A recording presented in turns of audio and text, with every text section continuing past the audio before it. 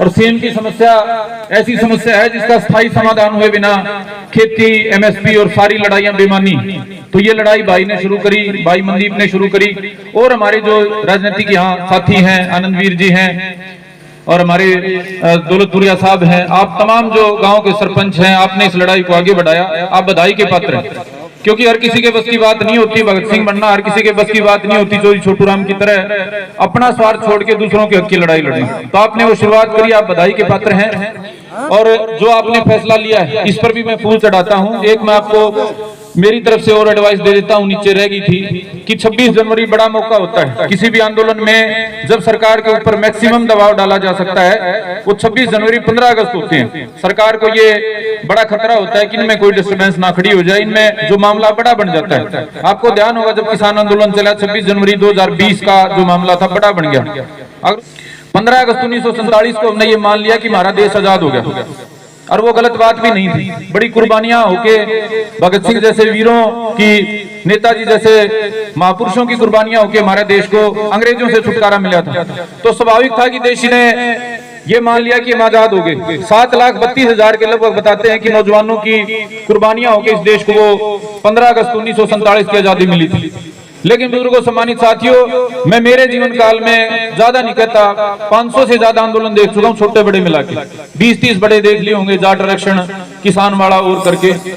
छोटी सी उम्र में इतने आंदोलन देख लिए कि मेरे को लगने लग गया कि हमारे को जो आजादी मिली थी ये किस बात के लिए मिली थी भाई। इसका फायदा अगर हम आजाद हुए थे तो हमारे को ही मिलना चाहिए था। जिस दिन अंग्रेज छोड़ के गए थे पूरे देश ने खुशी मनाई थी, दिवाली मनाई थी कि आजाद हो गए, हमारे को मुक्ति मिल गई, अब हम अपनी जिंदगी के फैसले अपने हिसाब से ले सकते हैं। 75 साल से भी ज्यादा समय हो गया, 77 साल हो जाएंगे इस बार। क्या आप जो लोग बैठे हैं, आपकी जिंदगी के फैसले लेने का अधिकार आपको मिल रहा है? हाँ जी। और ये कोई ऐसी नहीं है कि मैं बेमायने कोई बात कह रहा हूँ। वोट के रूप में हमारे को वो मौका भी मिल गया कि 5 साल में अपना राजा बदल सकते हैं। 5 साल में राजा बदलने का हमारे को अधिकार मिल गया बटन दबा के, लेकिन अपनी जिंदगी बदलने का अधिकार क्यों नहीं मिल पाया? क्योंकि हमने इसके बारे में गंभीरता से बुजुर्गों सोचा ही नहीं। हम हरियाणा की लड़ाकी धरती से हैं, हमारे साथ कुछ गलत होता है ये तो मानते ही नहीं कि जो हमारे को ये इतनी बड़ी कुर्बानियों के बाद आजादी मिली थी इसका कोई फायदा उठा के अपनी तकलीफ का कोई समाधान कर लें। हमने अपने लड़ाकेपन के कारण ये लठ वाला तरीका अपना लिया। हमारे जैसे नौजवानों ने तो बहुत नुकसान उठा के हमारे बात पल्ले पड़ी कि हम तो आजाद हैं। आजाद होने के बाद हमारे को लठ उठाने की, धरने रखने की जरूरत पड़ रही है। तो इसका मतलब ये है कि सिस्टम में बहुत बड़ी खराबी है जिसको हम ढूंढ नहीं पा रहे।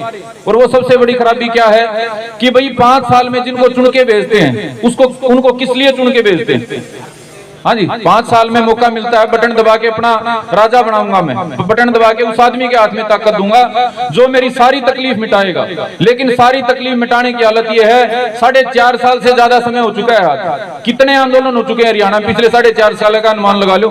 हर इलाके में किसान धरने पे बैठे हैं, कहीं मुआवजे के नाम पे, कहीं किसी नाम पे, कहीं किसी नाम पे। मेरे ख्याल में 8-10 बार तो मनदीप और ने आंदोलन कर लिया होगा ऐसे ज्वलंत मुद्दों पे जिनकी हर एक भाई को जरूरत है। बुजुर्गों, सम्मानित साथियों, बड़ी गहराई से समझने की जरूरत है। मेरी मातृशक्ति, हम इतने फालतू नहीं है कि तीसरे महीने फिर हम तंबू तान के होके भरकेर सड़क पे बैठे हैं। हम भी इस देश में बराबरी के नागरिक हैं, बराबरी का हमारा अधिकार है। और मैं तो कहूँ बराबरी से भी ज्यादा है। देश को खाने को भी हम किसान देते हैं, सीमा पे कुर्बानी के लिए अपने बेटे भी देते हैं। उसके बाद भी यदि तीसरे, चौथे, छठे महीने हमारे को सड़क पे बैठना पड़ रहा है, हमारी माताओं बहनों को जिनको हम अपना सम्मान का सबसे बड़ा दर्जा जिनका मानते हैं, उनको यदि सड़कों में बैठना पड़ रहा है तो मेरे भाई ये सिस्टम का फेलर है। और उन लोगों का फेलर है जिनके हाथ में हमने बार-बार हर 5 साल में ताकत सौंपी है।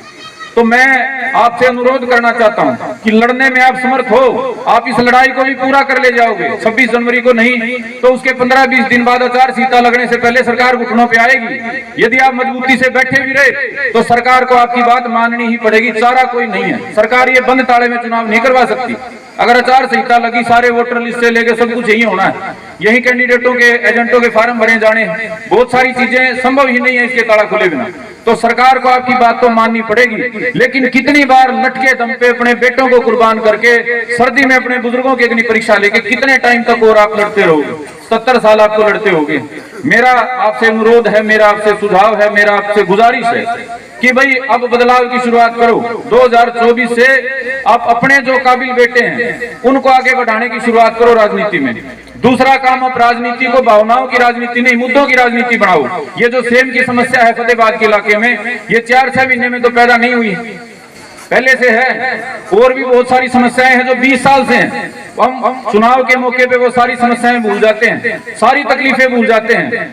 वो फलानी पार्टी का उसको दे दो, फलानी पार्टी का उसको दे दो, मेरी जात का उसको दे दो, मेरे इलाके का उसको दे दो। इन बातों को यदि आप ऐसे ही पकड़े रहोगे तो भगत सिंह और के कुर्बान होने का फायदा क्या हुआ आपके लिए?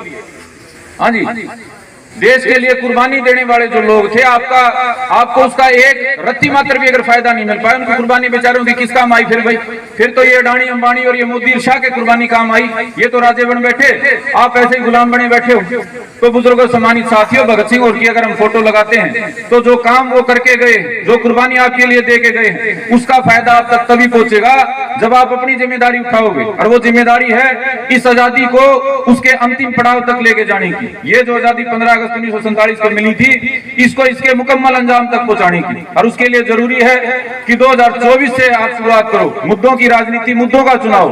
वोट उसको देंगे जो इन मुद्दों के लिए अपना रुख स्पष्ट करेगा, इन मुद्दों के समाधान की बात करेगा। गांव के अपने मुद्दे हैं, इलाके के अपने मुद्दे हैं, जिले के अपने मुद्दे हैं, महिलाओं के अपने मुद्दे हैं, किसानों के अपने मुद्दे हैं। जो भी वर्ग समाज के हैं जिनकी अपनी तकलीफ है, बिना उन तकलीफों के समाधान के आप किसी के साथ देने की कहोगे ना, घर का भाई खड़ा हो। दूसरा, जो काबिल आपके बेटे आपके बीच में रह के जिन्होंने कोई बदलाव की संघर्ष की शुरुआत करी है, जिन्होंने आपके बीच में रह के आपकी लड़ाई लड़ी है, वो सिर्फ लड़ाई लड़ने के लिए नहीं है।